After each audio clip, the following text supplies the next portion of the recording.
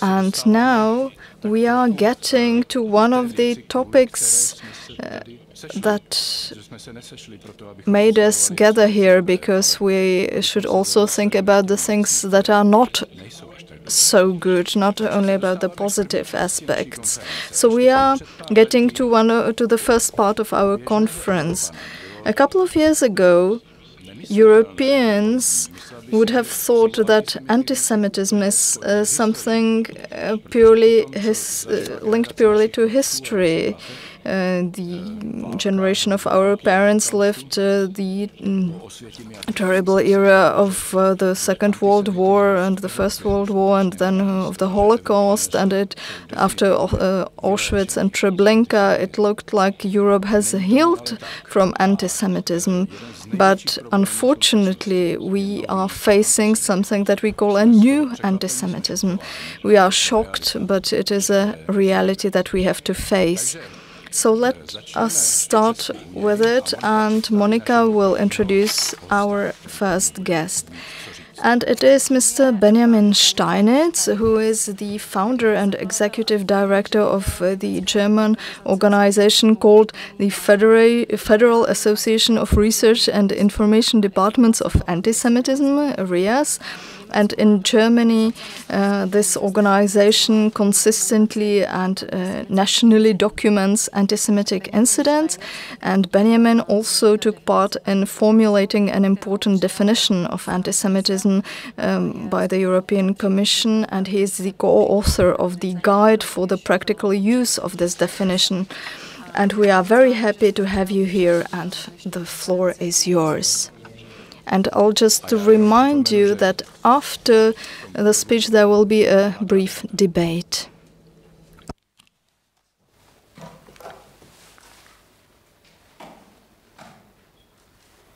Good afternoon, and thank you for having me. Thanks to the organizers. I think it's a very important event to discuss different situations of religious minorities and seek for solutions or strategies how to improve upon the situation. Thank you. Yeah, what I would like to go through is briefly give you an image, just a very, very short image of the situation after October 7th, 2023. And then I want to share some sources by the European Union on the experiences, perceptions of Jews across Europe. And then I want to dive a bit into what I would call equations, forms of equating that normalize anti-Semitism in day-to-day life. And then I want to end how those words can turn into very violent action. I think I will stop then and leave the response that we have developed together with our partners here from the Federation and other partners across Europe to the discussion. Okay, so on October 7th, I don't need to repeat what happened there. We had the largest anti-Semitic massacre since the Shoah.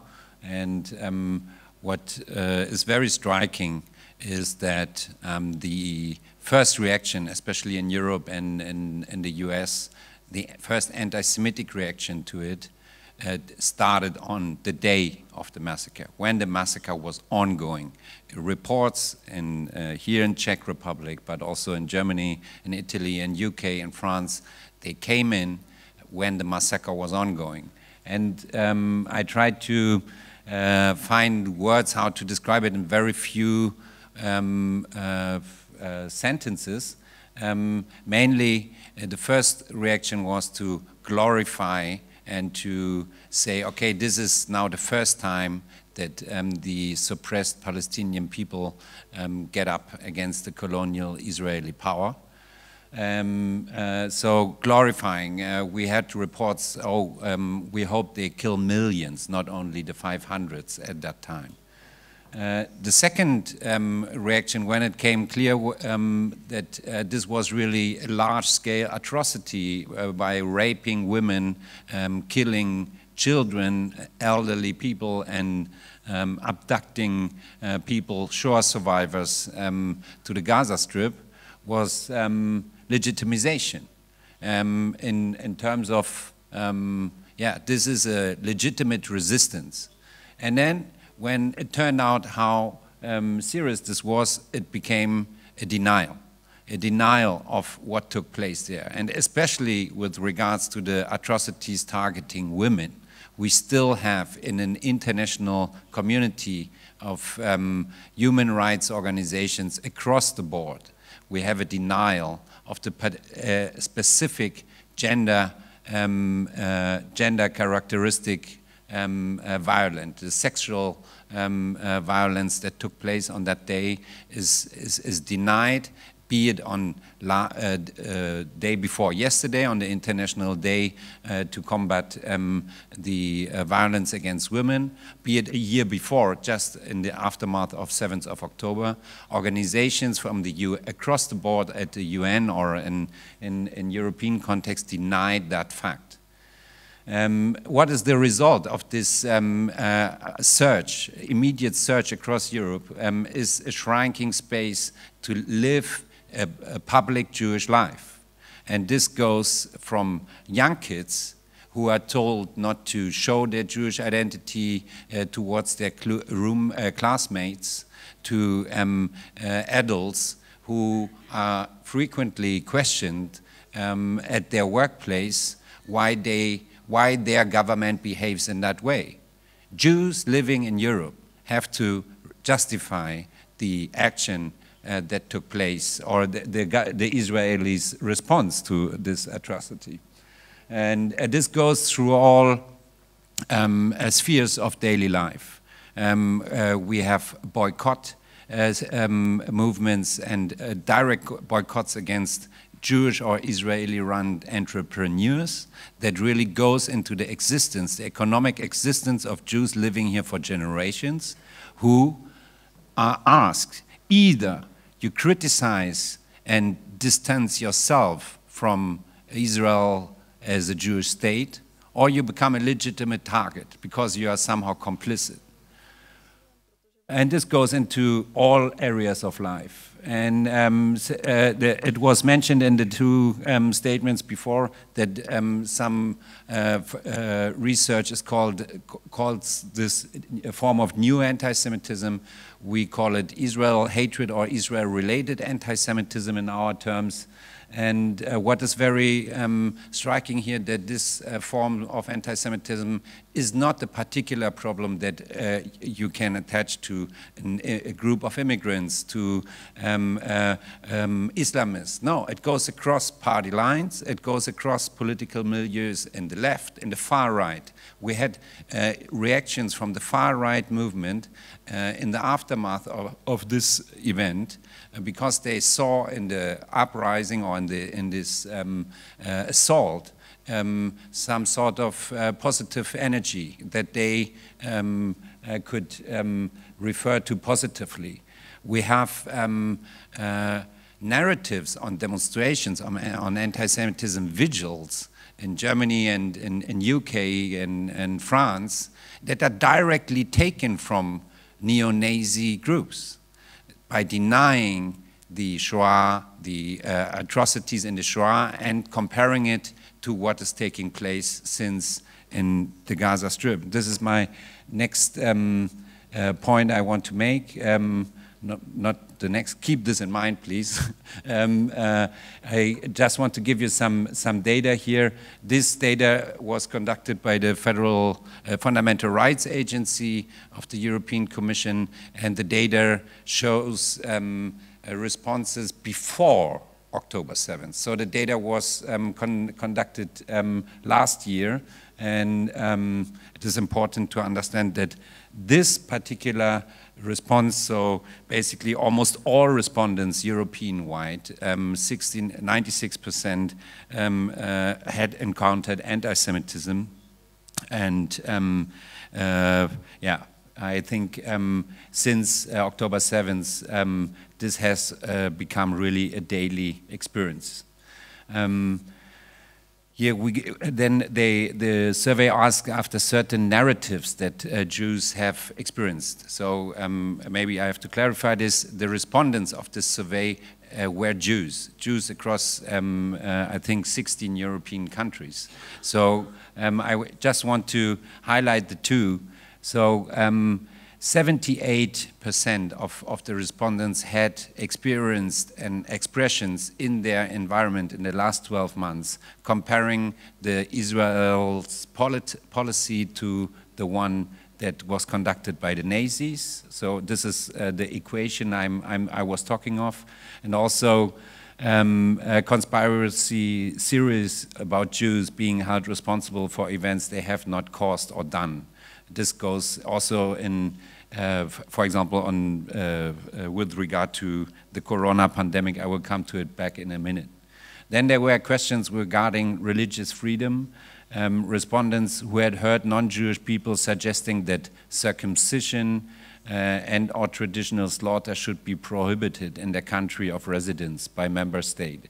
So here you can see certain differences, mainly when there is a public debate on a national level, have a new law to introduce that should prohibit traditional slaughtering, for example, that is necessary to prepare kosher food or also halal food. This mostly goes into the direction of the two religious communities. Then the public debate turns into a daily confrontation. So countries that have high rates here probably had in that time also a debate on a parliamentary level. I will go quickly a bit further. Experiences of discrimination on the basis of Jewish beliefs. Here you can see respondents who felt discriminated against because of being Jewish or because of their religious beliefs in the last 12 months.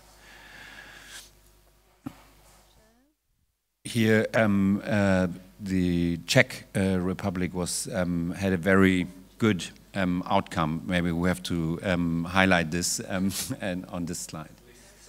Yes. This is also a different, I will jump on it over it. This is just a different source, namely the attitudes. So you can either, when you want to determine the state of anti-Semitism, you can ask the people who experience, so anti-Semitism Jews, or you can ask the general public, and then this is called attitudinal studies.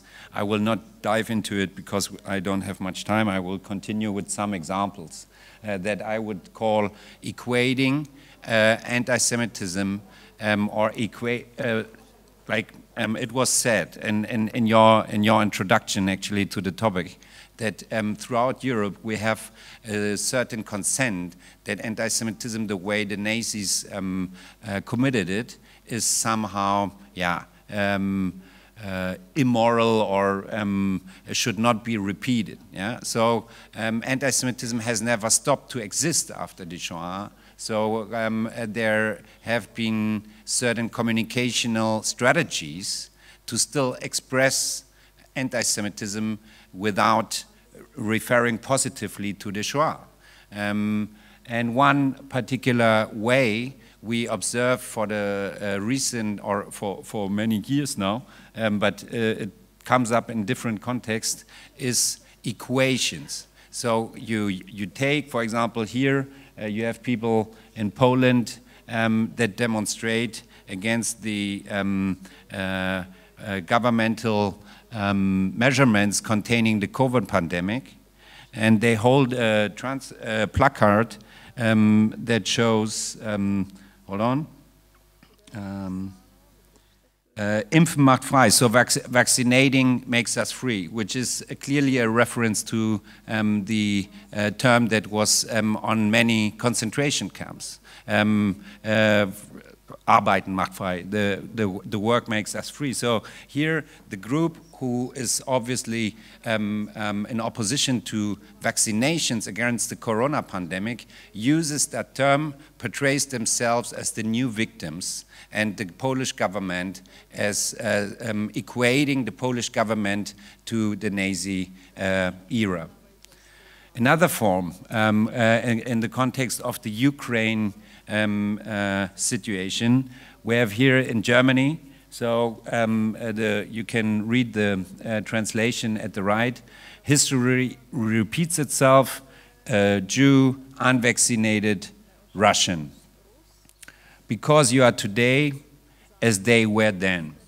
Again, the destiny of Jews being marked to as the first stage of deportation under the Nazi rule is now equated to those who have resisted to being vaccinated in the corona pandemic, or who have positive references to Russia. So this is also a clearly form of taking political stand, using Nazi forms of marking Jews by portraying oneself as a victim.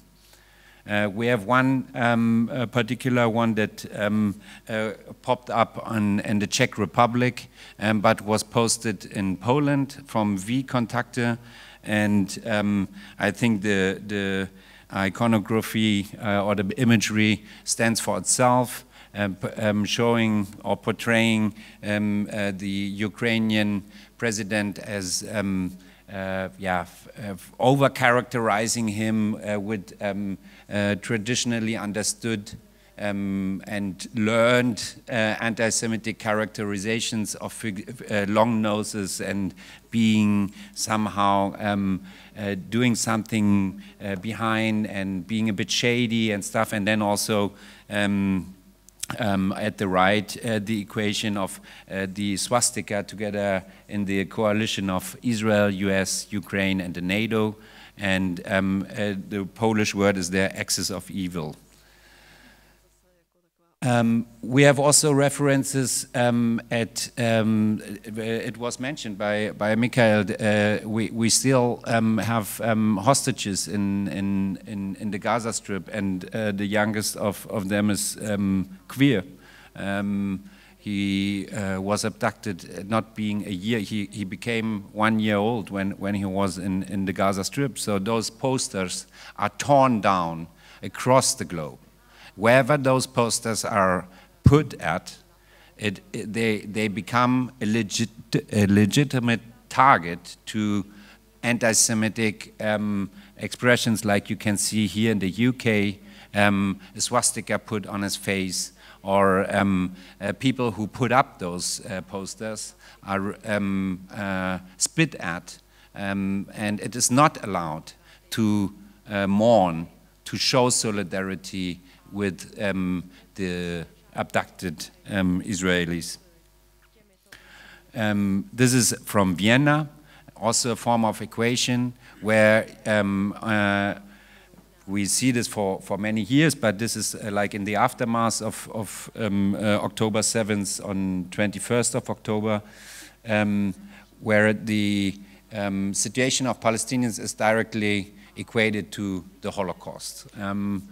And why do people do this? And when we equate something, for example, the Shoah, it becomes very legitimate to target and fight with all means necessary the perpetrator.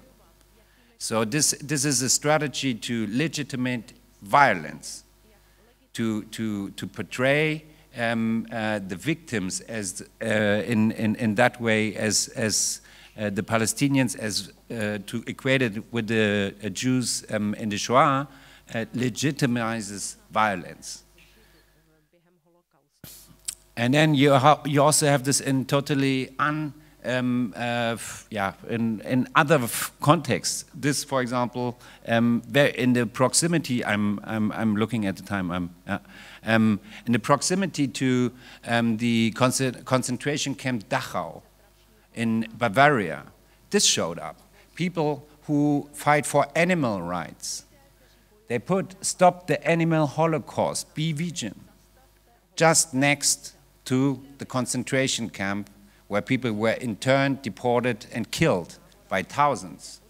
Why they do this? Because they want their political cause, and this is protection of animal rights, to be heard. And this they can raise awareness for it by portraying the animals who are prepared for our daily food as industrialized victims of our eating habits. Yeah. And this is a trivialization of what took place in the Shoah. We also have it in the context of abortion rights, when people in Germany stand beside counseling centers for women who seek an abortion, and they portray this as a baby cost, clearly equating the unborn child to the destiny of 6 million Jews. And this is a problem. We have a problem here in all this is not necessarily a crime, but it creates a space for trivialization of the atrocities of the Shoah and for legitimization of violence against those who commit the baby cows. Here I want to stop. I have several extreme violent incidents that exactly show how close the bridge from hate speech, hateful thought, to hateful action can be. When in this case, the right-wing extremist who wanted to kill the Jews on their highest holiday, Yom Kippur in 2019, said he wants to do it because he wants to wipe out the cause for any societal crisis, be it migration, be it gender equality. He did not go to a mosque. He wanted to slaughter the Jews, because the Jews, in his particular opinion, are responsible for the immigration to Europe, are responsible for the Islamization, are responsible for the emancipation of women, are responsible for for homosexuality, for the degeneration of our Christian whatsoever white supremacist the way he thought the German society should look like. He talks of a Zionist occupied government. This is what he did. We can go through the legitimization of Islamists. They do the same. We can go to conspiracist murder, who, what I said, perceive themselves as victims of a vaccination campaign, and at the end, this particular person killed his family and himself. And in the suicidal note, he stated that the state is pursuing an evil plan with a vaccination campaign and wants to reduce the world population by half and establish a new world order under a Jewish leadership. So this particular thought that he puts to justify his multiple murder is all over the internet. The thought that the government is controlled by Jews, and that there is a conspirational intrigue and so on. I want to stop here. Tak, teď jsme We are slightly behind the schedule, but never mind, because this is an important topic, so we have space for your questions and comments, if there are any. Please wait for the microphone.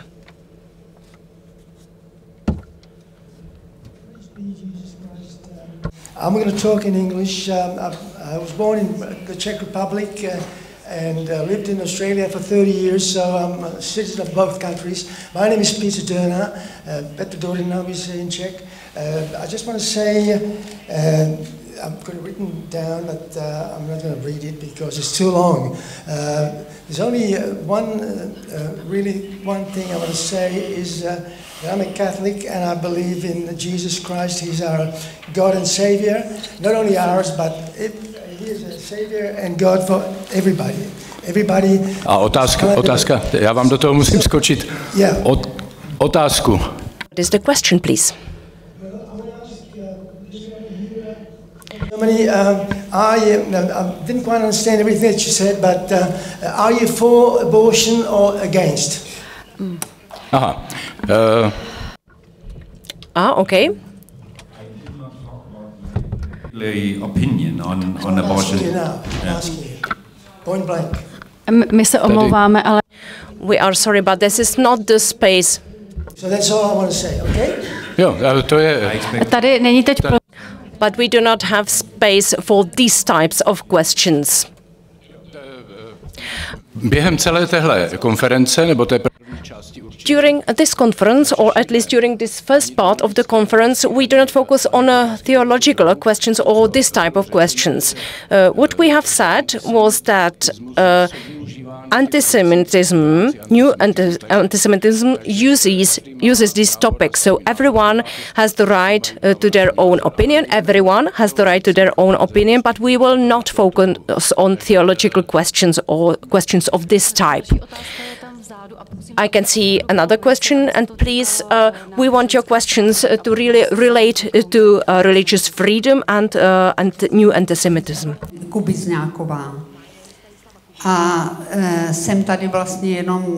My name is Stanislava Kubizňáková, and I'm not politically active. I'm here just on behalf of myself.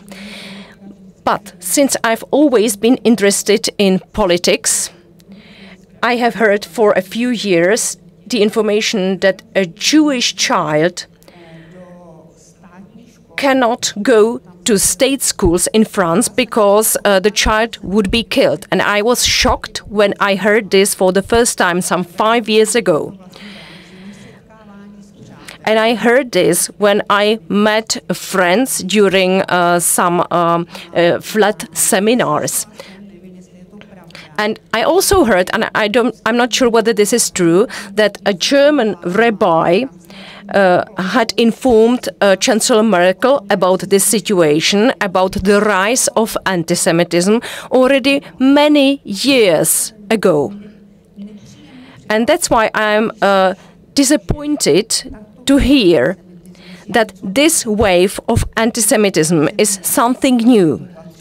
About 2 or 3 years ago, I had the opportunity to meet a rabbi from Prague. I asked him about the situation. And what he said was, well, we know that people in the West are anti-Semitic and no one cares about this. And once again, I have heard now from engaged people that they are shocked. And I'm really surprised because me, just a woman, a normal woman, has known that for many years, and you are surprised by that. So the question is whether current antisemitism is really new.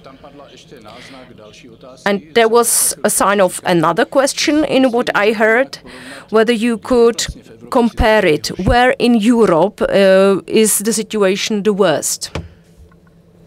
Yeah, thank you for this very thoughtful question. I would totally agree. Antisemitism is not a new form. Yeah, antisemitism is there for many centuries, and it goes through episodes.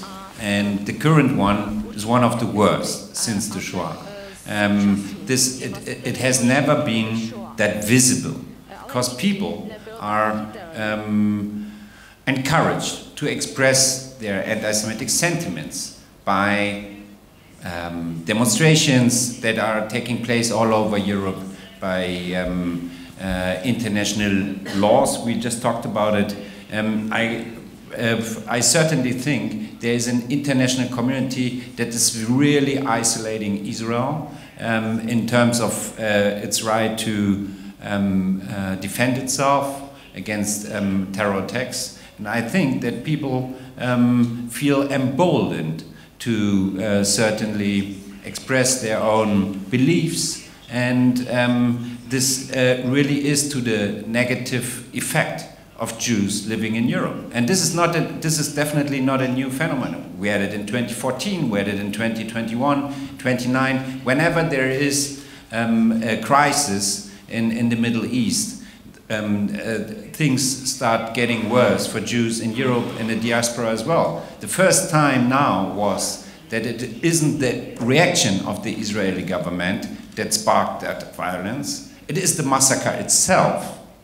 The anti-Semitic massacre on October 7th encouraged people to react and behave anti-Semitism. This really is really very, very decisive differentiation to understand here.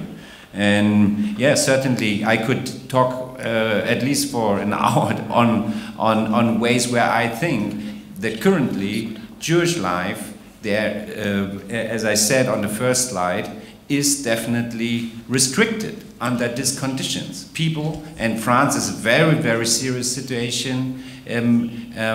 Jewish parents take their Jewish kids off public schools. And we see this in Germany, and even after 2014, when we had the first uprising or serious uprisings in France, there was a sort of Aliyah movement in France that really many thousands immigrated to Israel because they didn't feel safe in France. And this is really a problem of Europe, and I cannot really say where it is worse. I think France has really the highest number of death tolls in regard of anti-Semitic targeted violence, being it the Hypercaché that I showed, or the Toulouse school, but also Jewish private people who are killed in their private premises by a whole different milieus of people, motivated by Islamist thought, motivated by anti-imperialist left thought, motivated by right-wing extremists. You cannot really say there's only one group that is responsible for this situation. Ještě prostor pro jednu otázku. We have space for one more question. Yes? I have a question on behalf of journalists who should look at facts.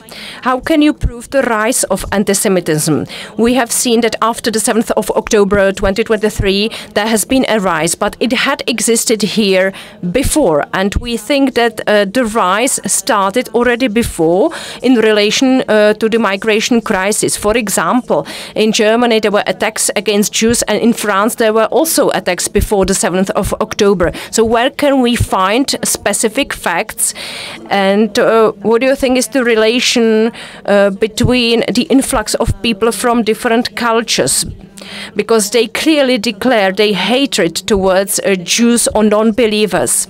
I'm not sure how Islam sees other religions. We should say it loud, whether it's friendly towards Jews or not. And the second question is that after the 7th of October, the European Union said that it would increase its assistance to Palestine 3 times. It would be okay if it's just humanitarian crisis, but how could we make sure that this money would not be sent to Hamas?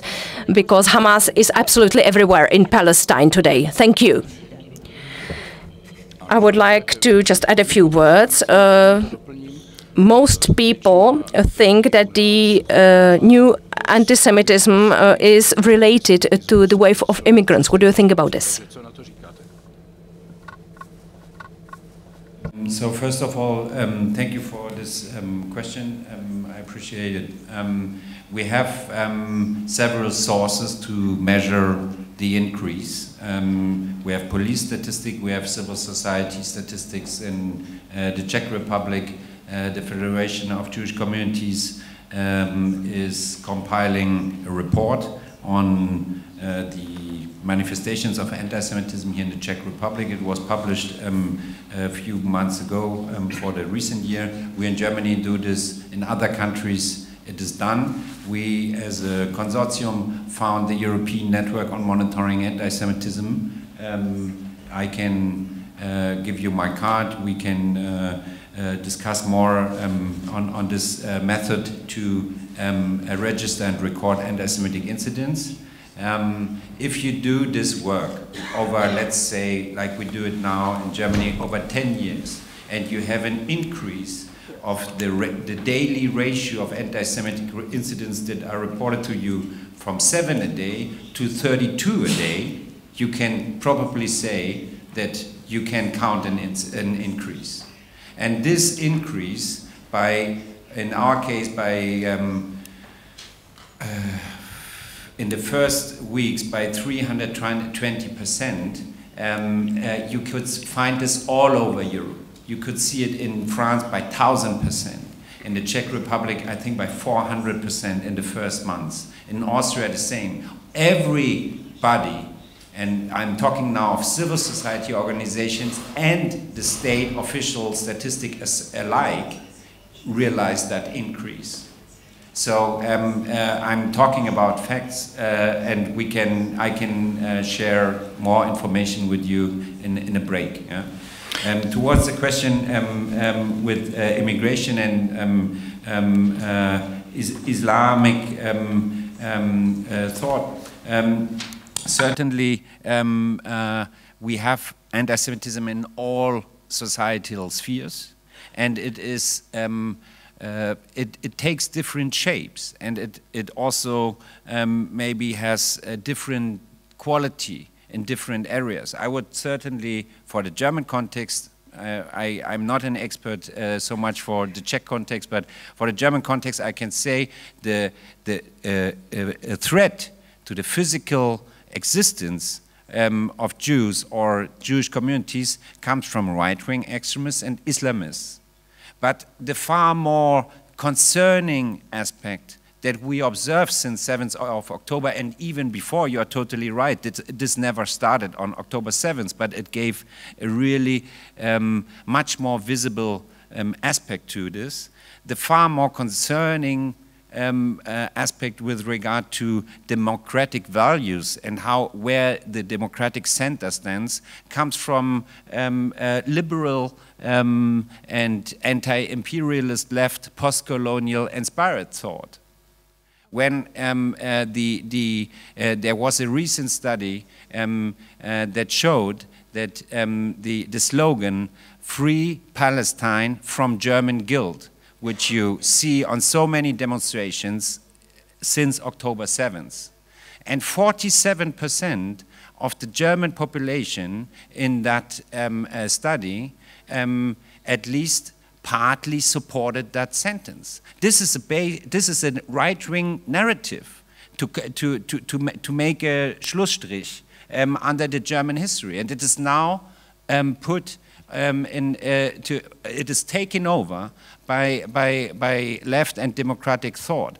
One last thing, can I say one last thing to the question of Islamist thought and inspired anti-Semitism?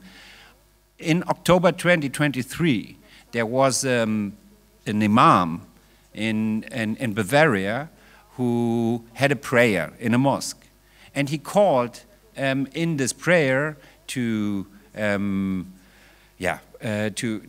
hopefully kill or succeed that Palestinians should succeed over Israel, that the Israelis, the Jews, he mentioned the Jews, should be taking their ground away, and that all their supporters should be defeated. And this was a clear reference to Jews in the diaspora. So now the Bavarian state attorney, for one of the first time, is trying to charge this religious speech. It took place in a mosque, and the person will sit back and say, this was a religious speech. I talked to my community. you think I mean this and that. But here we come to the very question of this conference, in how far the state is responsible to persecute religious belief that incites hate. This is the question the state attorney has to answer, or the judge has to answer, because what this guy, what the imam said, he basically gave a religious sermon and legitimized that the hateful speech on the vigils. So everyone in that mosque, 60 people, who may go on the next day to the demonstration and call for the annihilation of Israel, can say, yeah, this was what my imam told me. So here we are on a very critical point when the state has to also look at religiously motivated hate incitement. Výborně, děkujeme. Otázku financování palestinských. Thank you. The question of financing a Palestinian organization, let's leave it to another day because that's a long question. Eva de Croix. I have one last question. It is a very depressive conference, I have to say, but still we are very lucky, despite the fact that the situation is not easy and is getting worse and worse in the Czech Republic. But we are one of the few countries where a pro-Israeli demonstration has participants from the government, from the parliament, and all across the political spectrum. And this is something that we should maintain, and it is something that we cannot give up. And we should not be not let these negative influences spread here. I have lived in France, so I know what this anti-Semitism that we face, that they face, what it looks like. I have to say that anti-Semitism here is silent, let's say, or hidden. Let's not let it open up or become public. And I will ask a question: how should we fight those influences, this open hatred that is being spread in the digital space through the social networks? So are we able to prevent this? Is there a way? I think there is a lot of things that we can criticize in our country, but I think that this is a positive thing that we still have here, the pro-Israeli view, even though we may feel a bit alone in it. And it's not only political, it's also happening across society. So how should we fight the pressure coming from abroad on social media? So let's have a short answer, if possible. Ty obrázky byly povzbudivé. Some of these pictures were quite positive. Thank you. Yeah, I think this is an effort of generations, and is it an effort that is very multifaceted and needs cooperation. Cooperation between civil society organizations, state authorities, industries. I'm talking about the social media companies, for example. And when I talk about state authorities, I'm talking about enforcement of law. There is a Digital Services Act, and I think there is a panel in the afternoon or later on this matter. Things need to be straightened up in that regard. I mean, just because we are not meeting face to face, it doesn't mean that it is a lawful, unlawful space. Yeah? Freedom of speech in that regard doesn't mean freedom of reach. So we need states to monitor and also make sure that certain contents that are inciting to hate and targeting minorities, religious minorities and other minorities are not accessible. I think this is a state responsibility.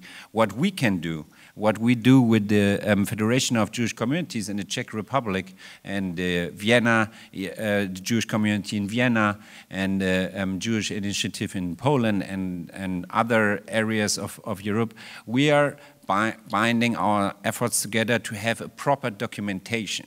So we developed an approach that helps us to have comprehensible and reliable data. That is, anti-Semitism doesn't stop at national borders. So efforts to combat it need to also be transnationally organized. The EU strategy on combating anti-Semitism 2023 is one step, but we need to follow up. So this is our effort. What we do is making anti-Semitism visible. Media, state, and civil society, other not affected groups, need to react on it.